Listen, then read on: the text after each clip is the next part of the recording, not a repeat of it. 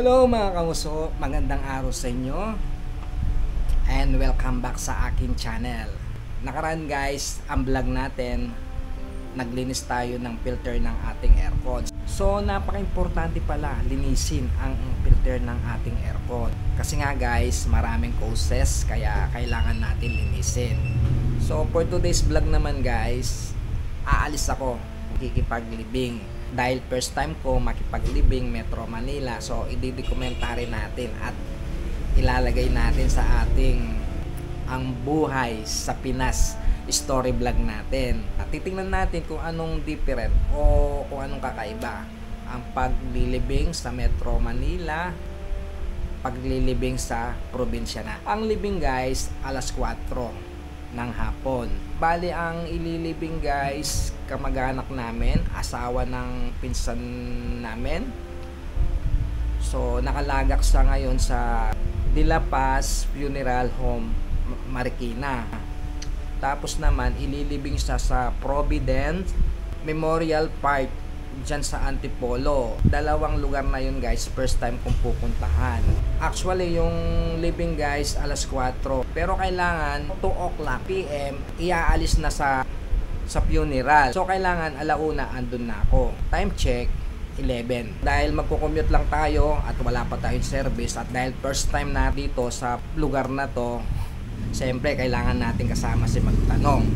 So yun na nga guys, samahan ninyo ako ngayong araw na to sa ating buhay sa Pinas vlog story natin.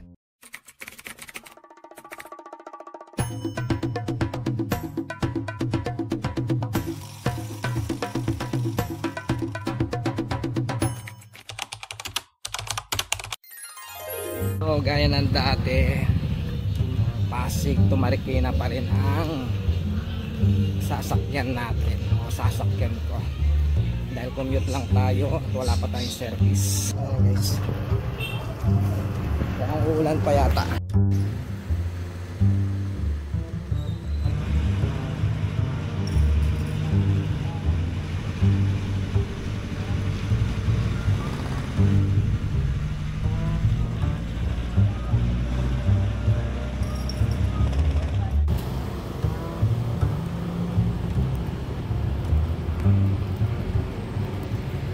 Nandito na ako sa Marikina, so hanapin na natin kung saan yung De La Paz Funeral.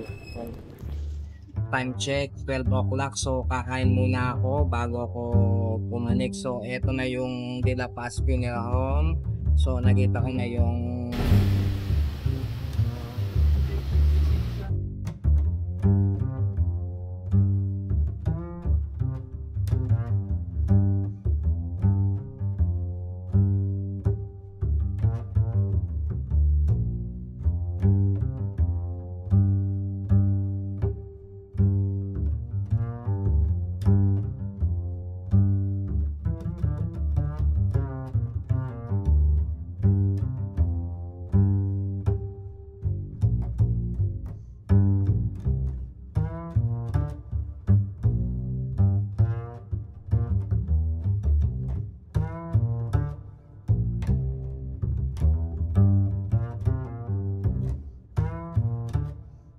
so yun na nga guys, tapos na tayong kumain. So maya maya siguro papantay sa taas.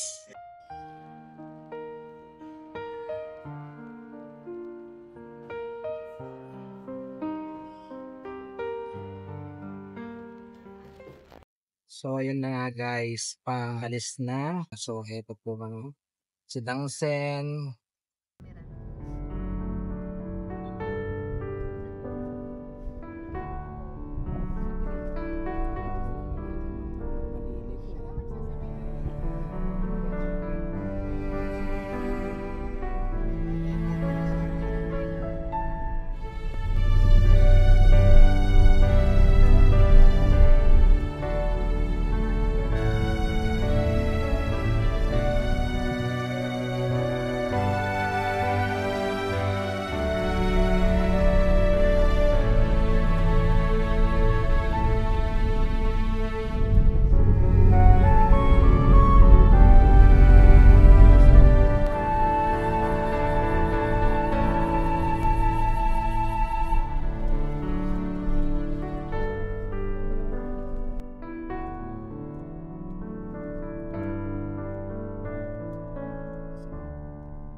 guys, andito na kami sa may Providence Memorial Park dito sa may Antipolo City. So napakalawak pala. Ayan. Sana pwede tayo magpalipad ng drone.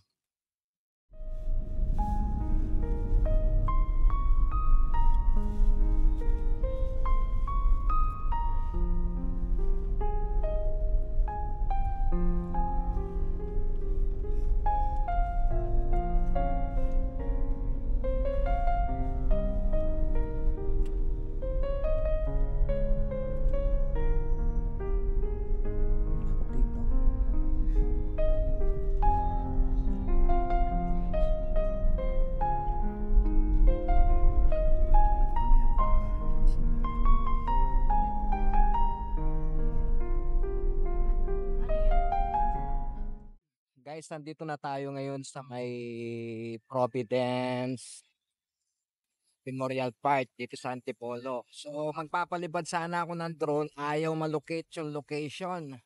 So ang hirap eh. Sayang. Hinihiwalay po namin na sa inyo nagmumula ang buhay. At ngayon, sa kasalukuyan na naniniwala po kami na hindi tumubagit ang kanyang kalagayan sa roonan at pinagkakagiwala po natin sa inyo malang kamay. Siya. Salamat po sa lahat ng taon na hindi pinagkaloob, sa lahat sa kanyang pamilya, mga sa buhay, mga kaibigan, mga kamag-anak, na nagpahayag at pagmamahal at pagkalinga sa kanya. Salamat sa mga bawat isa na tumulong dumalangin para sa kanya. Kami po, Panginoon, ay dumadalangin sa araw po ito, ang iniling, ang iyong grasya, ang iyong habag, ang iyong kalakasan sa bawat isa, maging lalapit sa pamilya, sa mga anak po, sa mga sa buhay. So yun na nga guys, nailibing na si Kuya Arnel. So ayun nga po guys, medyo nakakalungkot man lang, lalo na sa mga anak. Although papahinga na siya at natapos niya na ang kanyang lakbayin.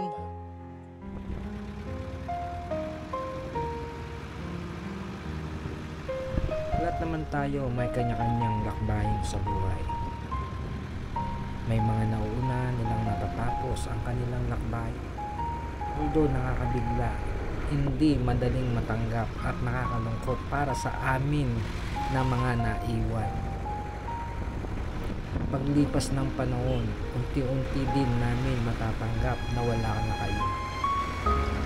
Pero hindi namin kayo makakalimutan.